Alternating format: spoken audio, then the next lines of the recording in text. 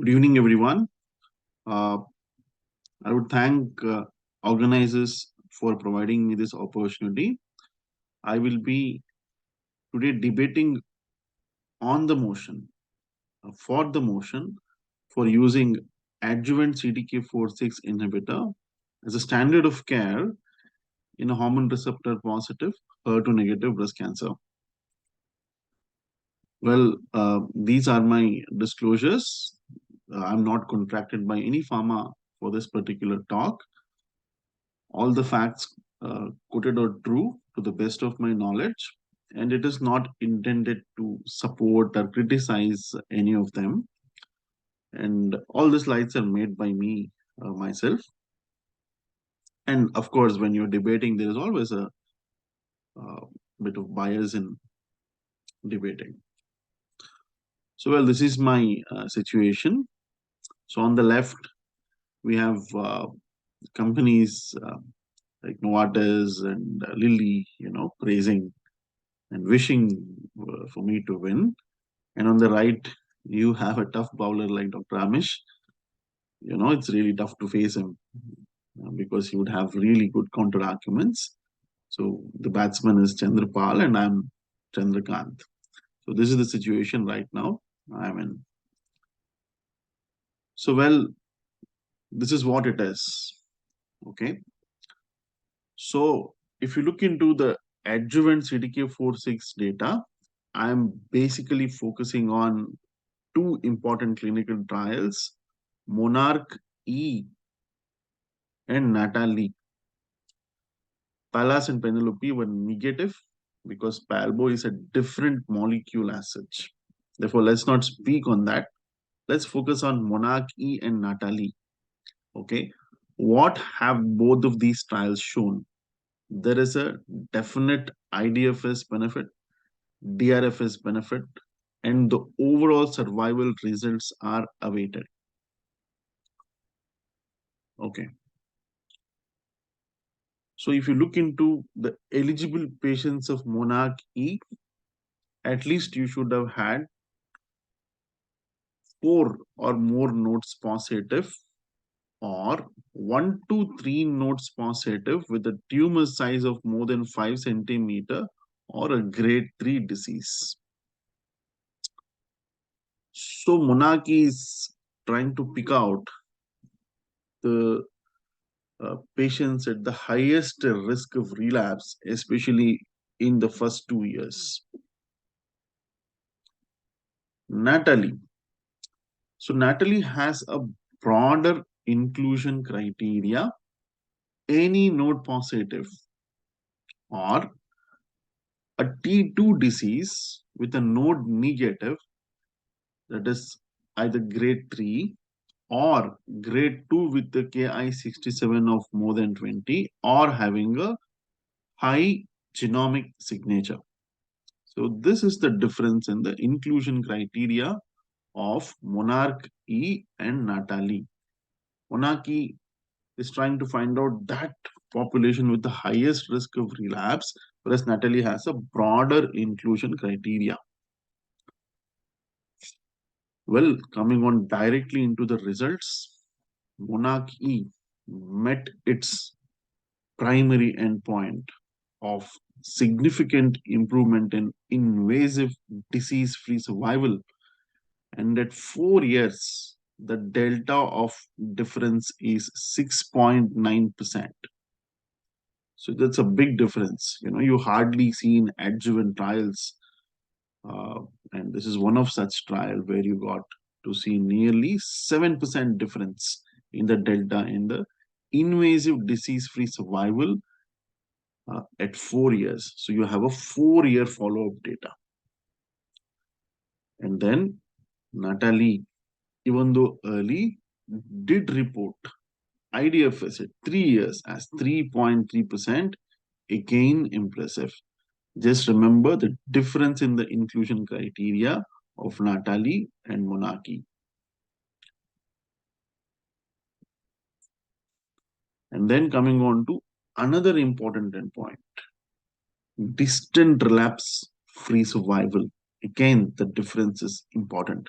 6.1% at 4 years in Monarch E, and the DDFS is 2.2% in NATALEE. So I know I'm boring you with the data, but this is what it is. You have significant IDFS, DRFS benefit in Monarch E, and in NATALEE you have IDFS and DDFS benefit.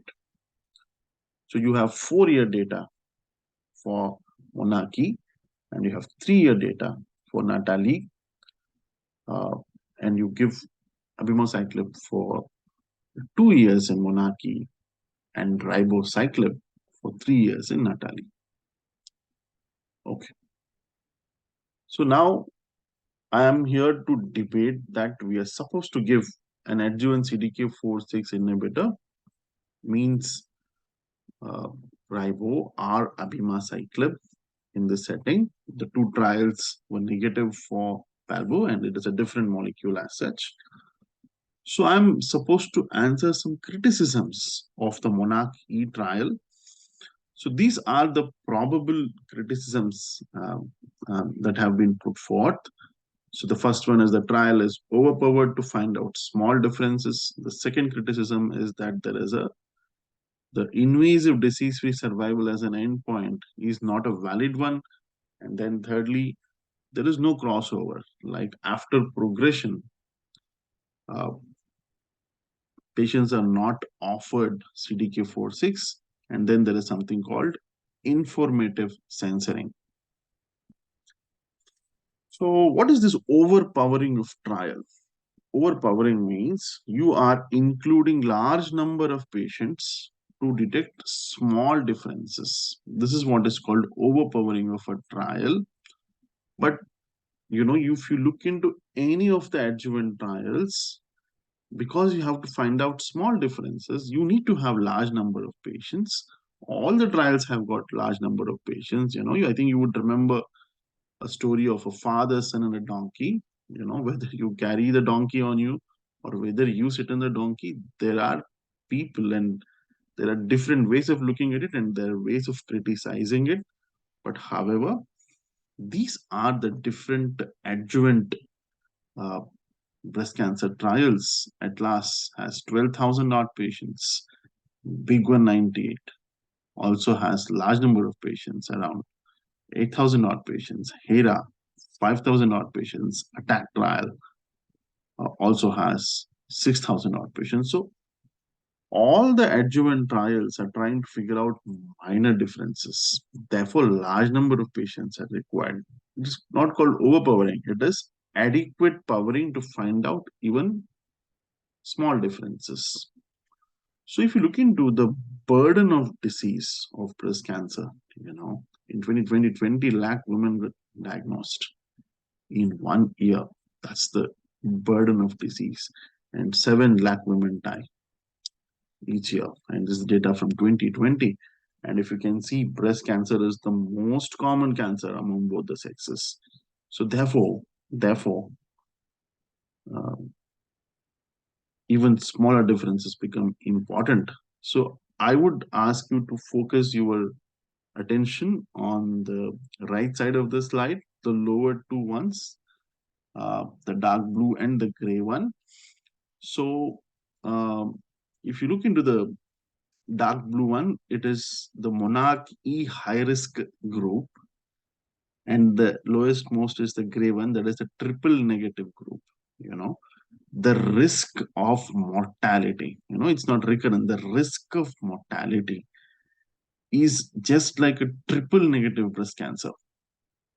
If you look into that inclusion criteria of the Monarch E, the mortality risk is equal to a triple negative breast cancer. Therefore, it's not, if you have a high risk HR positive disease, the risk of mortality is almost equal to a triple negative breast cancer. Therefore, there is always an unmet need to improve outcomes in these patients. So the number needed to treat, to prevent one recurrence in Monarch E is 15, which is much lower than other adjuvant trials reported recently? Well, so you can easily say that overpowering is done to prevent minor differences, but remember, even small differences can cause benefit in large number of patients when you have a disease with such a high burden and so common in the community. So this is a picture of Auschwitz concentration camp where you have people lined up, you know, for going through a nerve gas and getting killed. The concentration camp has only a inlet door. There is no exit door. The only way of exiting is through a chimney by getting burnt. So that's a real sad picture that I'm showing you. And this is a picture of people who are happy. You know why they're happy? The reason why they're happy is that they're entering into a concentration camp which has no chimney. It is not that they're released and they're freed. It is that they're entering into a concentration camp which has no chimney. That means they're not going to die, at least for one day or for some time. That's why they're happy. So, what it means, even one day of extra life matters to anyone who is dying. And even one day of life without having the cancer come back matters. So, this is what we can actually understand from these real life events if we just witness these pictures. So this is about, we have addressed small differences and large populations matter. And now addressing the second issue, IDFS is not a good endpoint, you know. So previously adjuvant trials used to have heterogeneous endpoints. Someone addressed local recurrence, regional recurrence, death from any cause, second primary cancer, but it was the STEEP group, the STEEP system. It is a standardized definitions for efficacy endpoints in adjuvant breast cancer trials that address this issue. And what did the author say?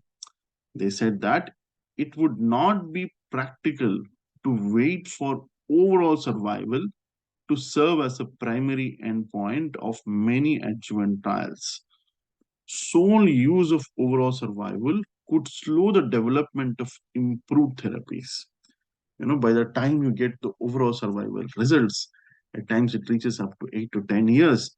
So, what about those patients in the 10-year span who would have otherwise benefited with these active treatments? Therefore, they proposed other endpoints, and the most important endpoint they proposed was the invasive disease-free survival that has 6 components in it.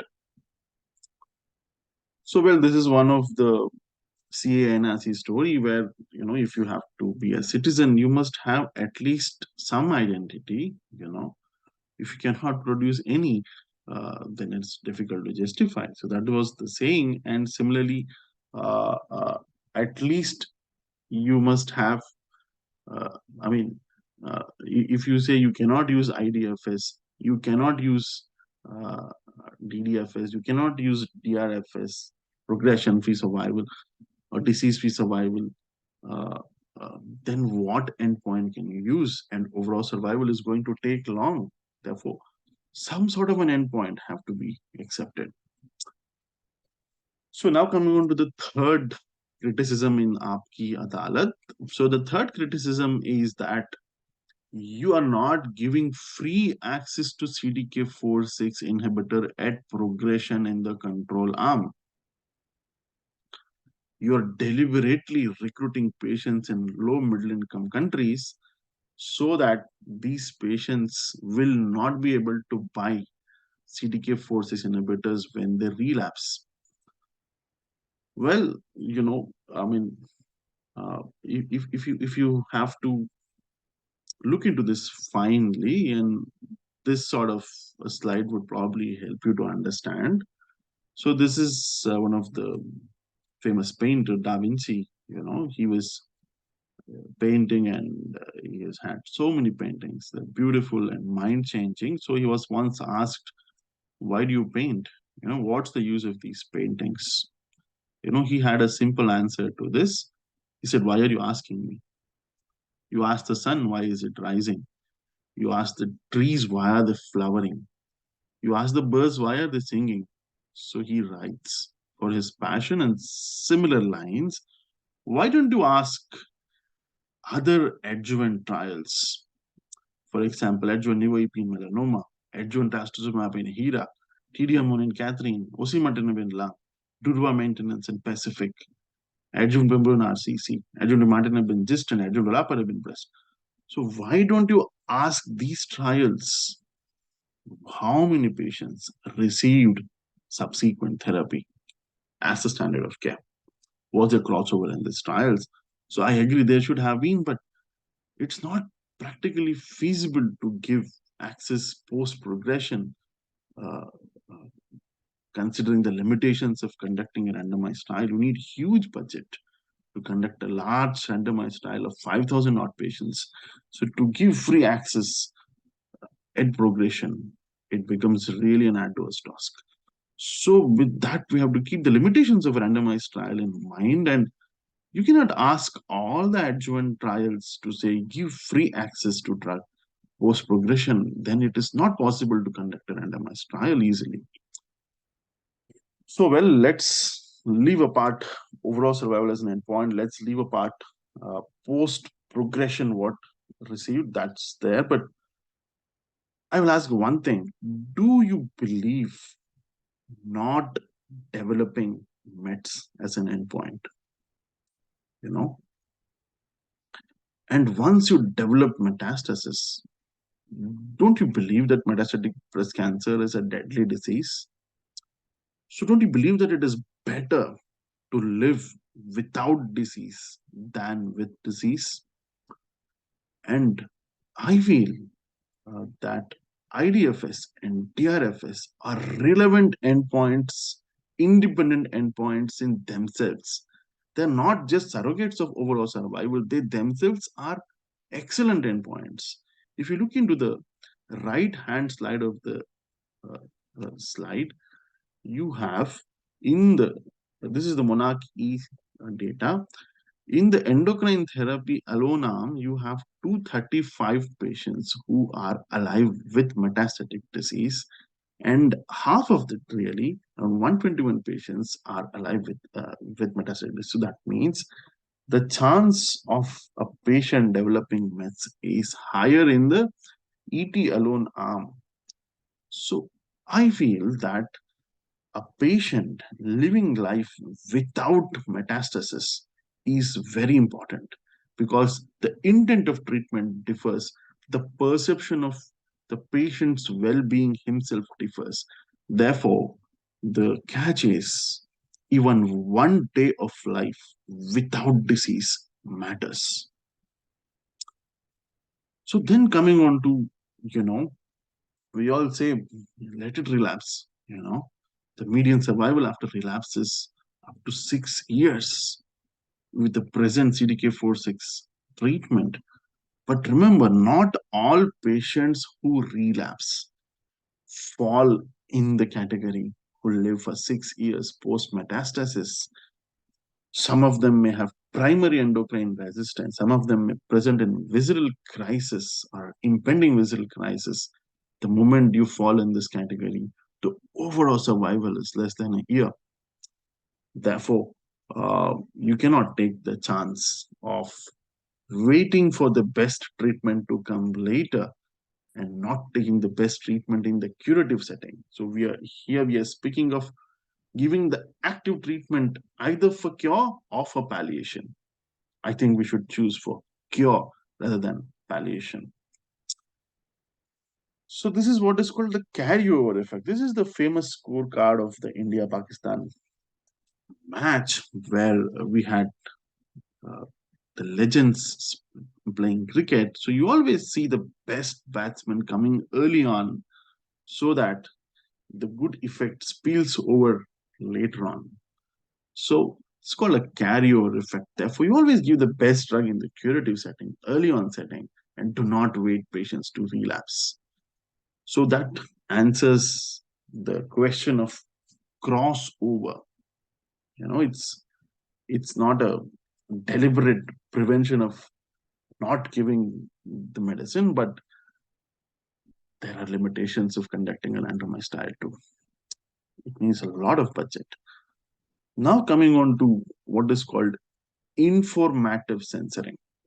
So if you look into mm, the data of monarchy, Abima has around 208 patients being censored, and the control arm has 186 patients being censored, and that means 22 patients more are censored in the Abemaciclib arm. We are dealing with a randomized trial having 5,000 odd patients in each arm. And this is the least minimal censoring which you can expect. When you conduct a randomized trial, you may have patients dropping out for whatever reasons.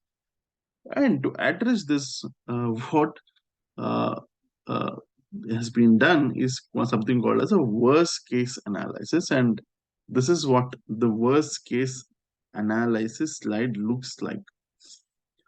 So if you do not adjust for censoring, the hazard ratio is 0.6 for IDFS. And then you go to the left lower slide. After adjusting for censoring, the hazard ratio is 0.8, still significant. You adjust it for censoring, still it is significant, right? Coming on to the right side, it is for overall survival. There is no overall survival benefit to now because the number of events have not happened up to now.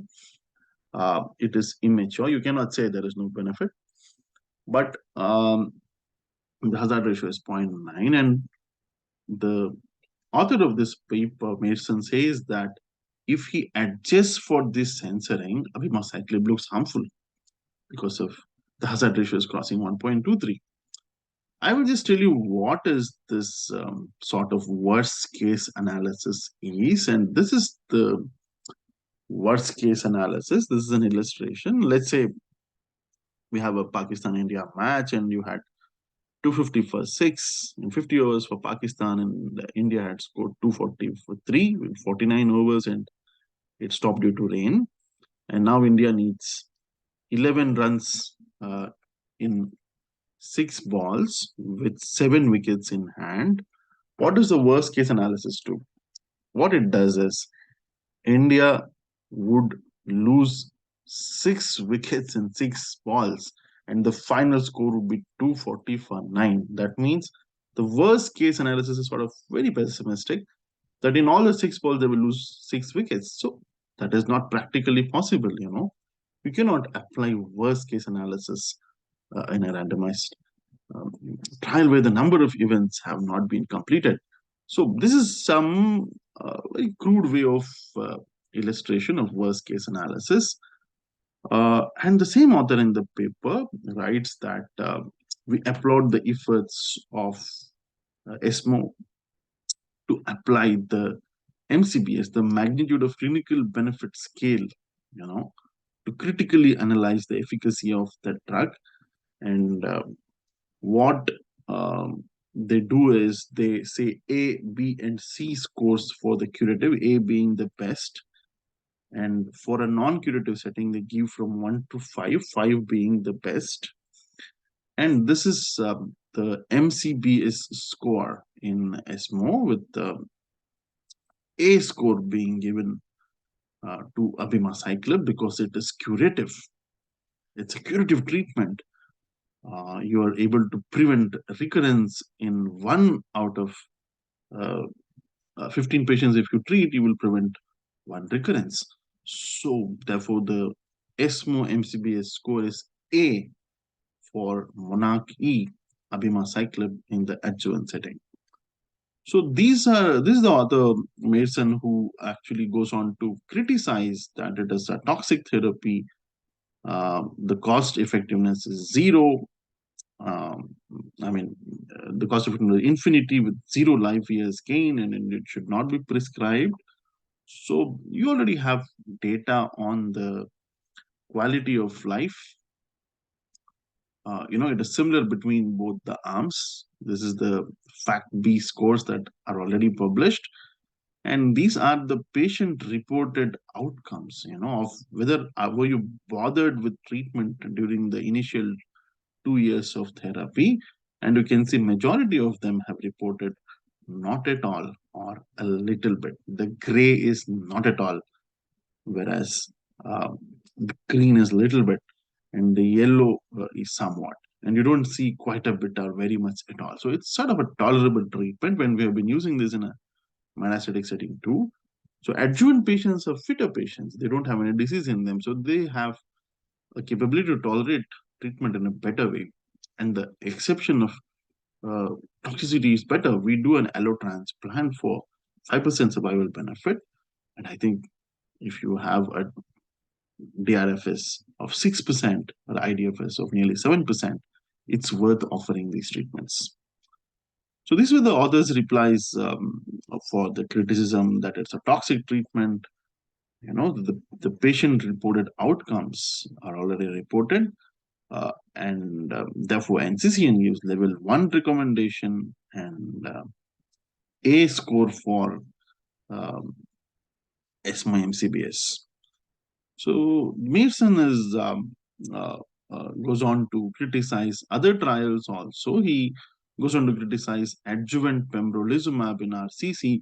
Even there, he has raised points of informative censoring and so on. Again, here he would say that he would not recommend adjuvant pembrolizumab unless the overall survival data is not out.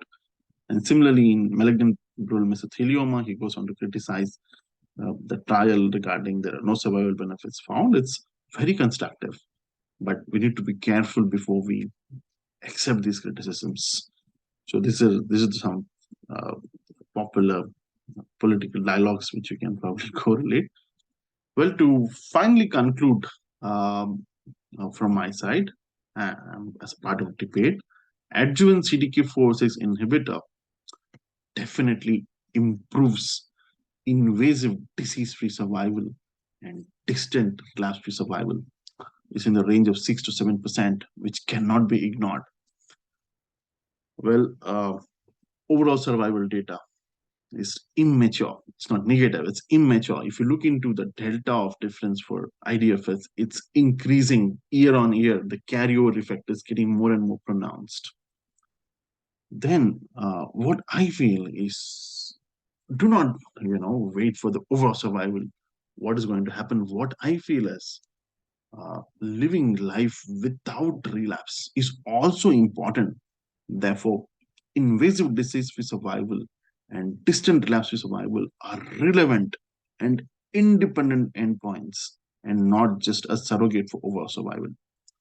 So if you look into the NCC and ESMO recommendations, it has category 1 and category A recommendations for adjuvant abemaciclib.